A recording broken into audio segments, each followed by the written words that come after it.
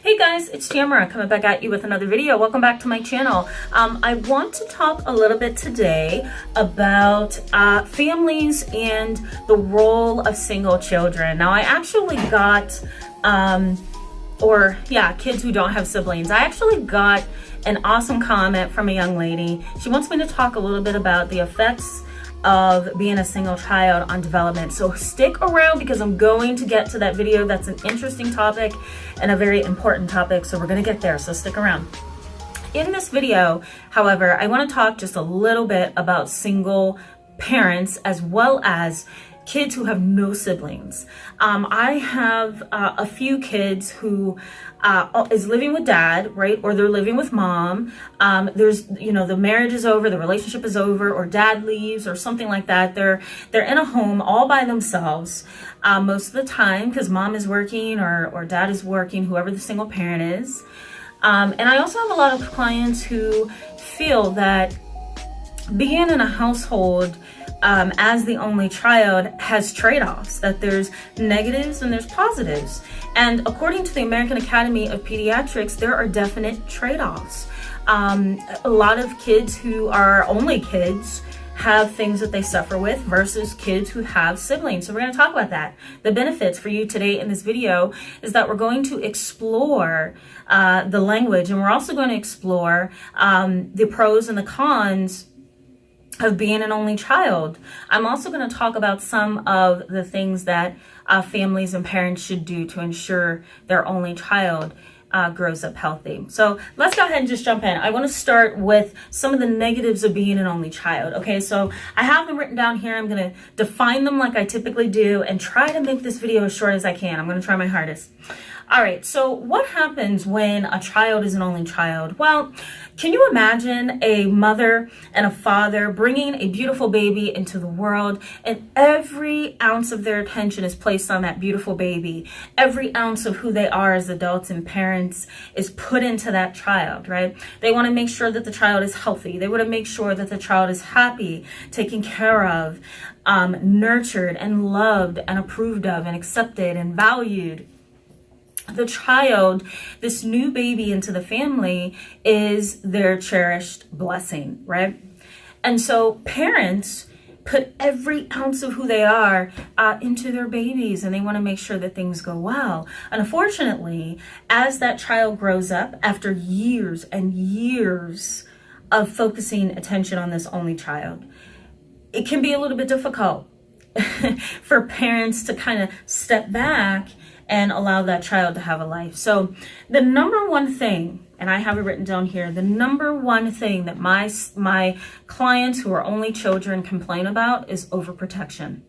That parent is overly protective of that child. Why? Because they don't have the child's brothers and sisters to focus on. All they can focus on is that one child that they have put everything into. Their hard-earned sweat, tears, blood, all the hours of work that they've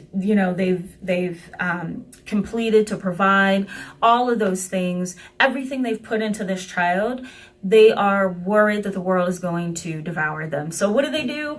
They protect, and sometimes they are very, very, very dominating and overly protective. And so what does that do? That kind of pulls the child back out of the social arena and out of the world sometimes, and it results in the child being dominated and highly influenced by the parents. And so they don't have a mind of their own most of the time. They feel minimized in the world.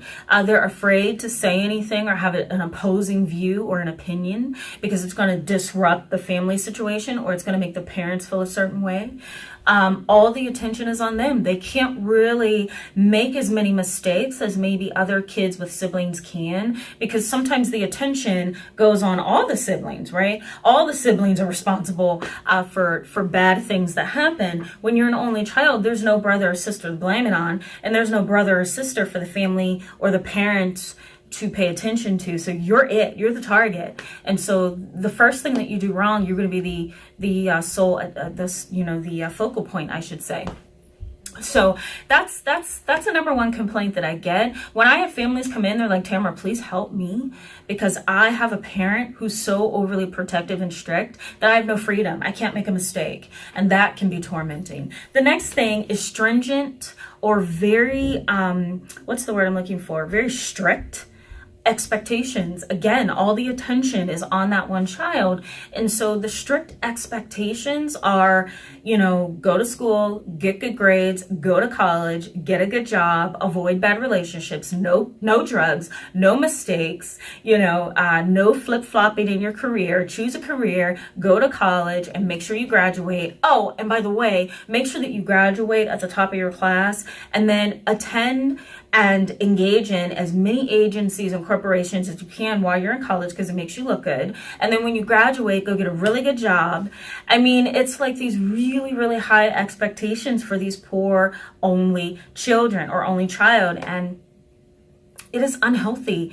Most of my clients who have been in families like that, they're spiraling out of control. Once they hit 18 or 21, they start drinking and doing drugs and making bad decisions and destroying their lives because they are so happy to be free and they want freedom. They don't want to feel trapped. All right, the next one is a helicopter parent. They just helicopter over you. Like they just constantly, right? You could be with a boy and trying to have a date and they're like, looming over you. They helicopter. They don't allow you to have some space. They don't allow you to have your own mind.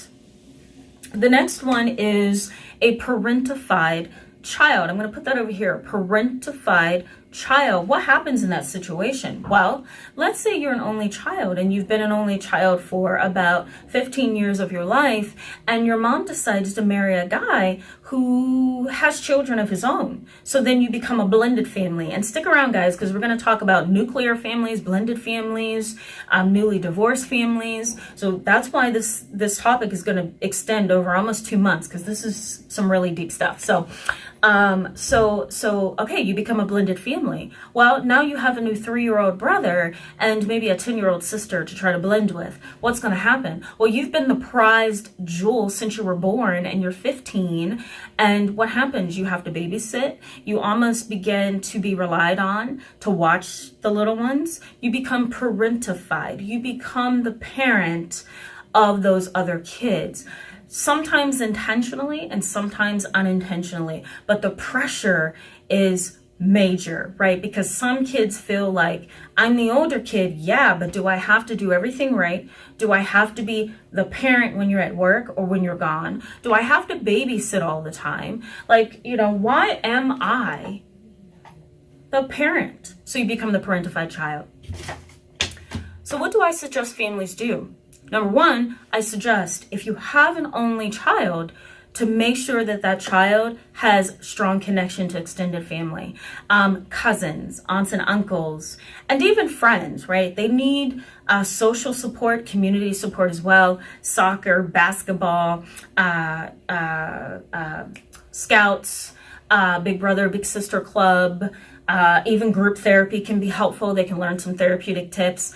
Making sure that the only child is connected and extending, their roots are extending into other areas. Keeping them centered on just mom and dad in school is not going to be healthy. They need social support. They need community support. They need to be doing things and engaging in activities. They also need to be connecting with extended family if that's possible. So having other kids and other people to gain perspective from, right? Because only children typically focus on mom or dad, or just mom if you're a single parent, and they don't have the ability to kind of go outside of themselves and learn and see the world from a different perspective. So making sure that only children have those connections to other sources is extraordinarily important. I also have here make opportunities for activities for only children. They don't just need to have extracurricular activities. They also need to be volunteering or doing other things with kids their age, attending art groups or some kind of community event, right? Sometimes art festivals are really cool to go to, video gaming activities or events. I have a client who's 10 and he's an only child, and his mom goes when Toys R Us was in business. I so miss those people. But Toys R Us used to have like gaming events for kids who play video games, and the kids would get in a circle and then communicate with each other, and they would like play each other on the video games and then create bonds and friendships. And I thought that was fantastic. So making sure that only kids have those connections is extraordinarily important. The other thing is making therapy or counseling available to only children. They have things that they don't want to talk to their parents about. And, you know, because they are only kids, they don't have siblings to go to. So making connections with other therapists, school counselors, group counselors, whatever it might be, making those connections is important. So thanks so much, guys, for being with me today. I encourage you to give this video a thumbs up if it was helpful to you. I also encourage you to comment in the comment section below. If you're an only child, what has it done to you? Has it been a positive experience? Has it been a negative experience? Let me know. I also hear you. So go ahead and leave any suggestions that you would like for me to consider as far as video topics and you know, topics that involve family. What have you always wanted to know about family dynamics? I'm here to answer those questions and also do those videos.